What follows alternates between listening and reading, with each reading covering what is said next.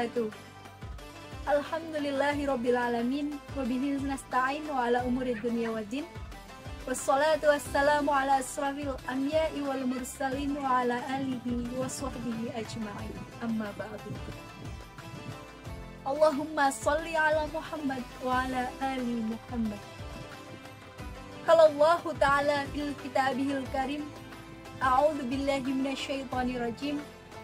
Ya ayyuhalladzina amanu kutiba alaikumusiyam kama kutiba alal ladzina min qablikum la'allakum tattaqun. Al-ayat. Bulan Ramadan adalah bulan suci yang sangat dihormati oleh kaum muslim di seluruh dunia, di mana orang menjalankan ibadah puasa yang menuntut mereka untuk menahan diri dari makan, minum, dan hal-hal yang membatalkan puasa, mulai dari terbitnya fajar hingga terbenamnya matahari. Ramadan bagaimanapun tidak hanya merupakan bulan suci, tetapi juga merupakan kesempatan bagi umat muslim untuk memperbaiki diri dan memperkuat hubungan sosial mereka. Selama bulan Ramadan, berbagai amalan seperti sedekah, berbuat baik, dan mempererat silaturahmi menjadi lebih sering kita lakukan. Inilah yang menjadi Ramadan tidak hanya sebagai bulan ibadah, tetapi juga bulan penuh berkah yang berdampak pada semua aspek kehidupan manusia, termasuk ekonomi, keluarga, dan juga sosial. Selama bulan Ramadan, berbagai amalan seperti sedekah, berbuat baik, dan mempererat silaturahmi menjadi lebih sering kita lakukan. Inilah yang membuat Ramadan tidak hanya sebagai bulan ibadah, tetapi juga bulan penuh berkah yang berdampak pada semua aspek kehidupan manusia. Dalam kehidupan berkeluarga, sosial, utamanya juga termasuk kehidupan ekonomi. Saudaraku yang dirahmati Allah Subhanahu wa taala, bulan Ramadan adalah bulan yang sangat mulia, dengan banyak berkah, ampunan, dan rahmat dari Allah Subhanahu wa ta'ala. Namun ada satu hal yang penting yang harus kita ingat. Saat bulan berkah ini, bulan Ramadan ini, bahwa kita senantiasa harus selalu berbuat hemat. Seperti dalam tema kultum saya kali ini, yaitu dengan tema mengendalikan nafsu konsumtif dalam puasa. Ramadan bukan hanya waktu untuk beribadah, memperbaiki diri sendiri, namun juga menjadi waktu yang tepat untuk kita menjadi lebih cerdas dalam mengelola keuangan dan mengendalikan diri untuk apa yang akan kita makan. Umat muslim belajar menahan nafsu mereka, termasuk makan dan minum selama bulan suci ini, membantu mereka menghemat lebih banyak uang, karena waktu berpuasa dari fajar hingga terbitnya maghrib hanya memberikan 2 waktu utama untuk makan, yaitu dalam waktu bersahur dan juga berbuka. Jumlah makanan pun yang dikonsumsi lebih sedikit, sehingga mengurangi kemungkinan makan berlebihan yang sering terjadi saat bulan puasa. Selain itu, Ramadan juga mendorong orang untuk menjadi lebih cerdas dalam memilih apa yang mereka makan. Saat berbuka, banyak orang cenderung membeli makanan yang lebih sederhana dan kaya akan nutrisi. Ramadan bukan hanya tentang menahan lapar dan juga haus, tetapi juga tentang pengelolaan keuangan dan pengeluaran dengan bijak. Saat ini adalah saat yang tepat untuk menerapkan prinsip-prinsip hemat dalam kehidupan sehari-hari. Alasan mengapa Ramadan disebut bulan yang berhemat, harus berhemat. Allah Subhanahu wa taala dalam Al-Qur'an berfirman dalam Quran surat Al-A'raf ayat 31. A'udzubillahi minasyaitonirrajim. Bismillahirrahmanirrahim. Ya bani Adama khudhu zinatakum inda kulli masjid wa kulu washrabu wa ala tusrufi innahu la yuhibbul musrifin, yang artinya, dan makan-makanlah, minum-minumlah, tetapi jangan berlebihan.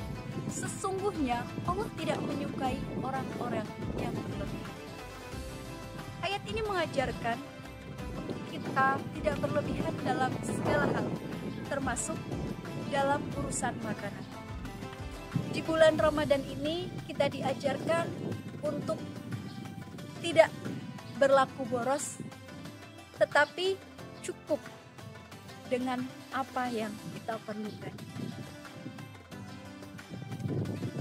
Banyak orang yang mungkin terjebak dalam budaya konsumtif, beli makanan atau barang yang tidak diperlukan hanya karena ini memenuhi kebutuhan nafsu. Padahal Ramadan adalah waktu yang tepat untuk kita mendidik diri agar selalu bersyukur atas nikmat Allah yang diberikan kepada kita, agar kita lebih bijak dalam menggunakan segala nikmat yang Allah berikan kepada kita. Saudaraku yang dirahmati oleh Allah Subhanahu wa taala, dalam Quran surat Al-Isra disebutkan yang artinya sesungguhnya para pemboros itu adalah saudara-saudara setan, dan setan itu sangat ingkar kepada Tuhan. Tafsir ayat ini menjelaskan bahwa Allah telah mencela perbuatan membelanjakan harta secara boros. Orang-orang yang boros dalam ayat ini adalah mereka yang menghambur-hamburkan harta bendanya dalam perbuatan maksiat yang tentunya di luar perintah Allah Subhanahu wa taala. Allah menegaskan bahwa para pemboros adalah saudara setan. Artinya jika ada orang yang memanfaatkan harta di luar batas keridoannya dan mengingkari nikmat-nikmat dari Allah Subhanahu wa taala, perbuatannya dapat disamakan dengan perbuatan setan. Pada dasarnya ayat ini diturunkan oleh Allah Subhanahu wa taala untuk menjelaskan perbuatan-perbuatan orang jahiliyah pada masa itu. Orang-orang menumpuk harta yang didapatnya dari rampasan perang dan perampokan, kemudian digunakan untuk berfoya-foya. Bahkan beberapa hari mereka ada yang menggunakan harta untuk menghalangi penyebaran agama. Dalam hadis riwayat Muslim disebutkan yang artinya sesungguhnya Allah meridhoi 3 hal bagi kalian yang murka. Apabila melakukan 3 hal ini, Allah tidak ridho jika kalian menyembah, dan Allah ridho jika kalian berpegang pada tali Allah seluruhnya dan saling menasihati terhadap para penguasa yang mengatur urusan kalian. Allah murka jika kalian sibuk dengan desas-desus, banyak mengemukakan pernyataan yang tidak berguna, serta membuang-buang harta. Hadis riwayat Muslim. Kesimpulannya bahwa Islam sangat melarang sikap boros dan berlebihan dalam menggunakan harta. Islam mengajarkan agar umat muslim bisa menjadi orang yang berhemat dan selalu menggunakan hartanya untuk hal-hal yang bermanfaat. Hakikatnya, pengertian puasa tidak hanya untuk menahan makan dan minum di siang hari, namun bahwa puasa adalah menahan diri dari segala perbuatan dan ucapan yang diharamkan oleh Allah Subhanahu wa Ta'ala, serta menahan diri untuk berperilaku konsumtif, pemborosan, menghambur-hamburkan harta yang kita miliki tanpa kebutuhan yang sesuai. Pada arti ini penting bagi umat muslim saat ini yang sedang berpuasa untuk tidak saja mampu menahan haus serta lapar, tetapi juga harus menahan mulut, mata, serta telinga, tangan, dan juga anggota tubuh lain dari perbuatan yang dapat mengurangi atau menghilangkan pahala puasa itu sendiri. Demikian kultum yang dapat saya sampaikan.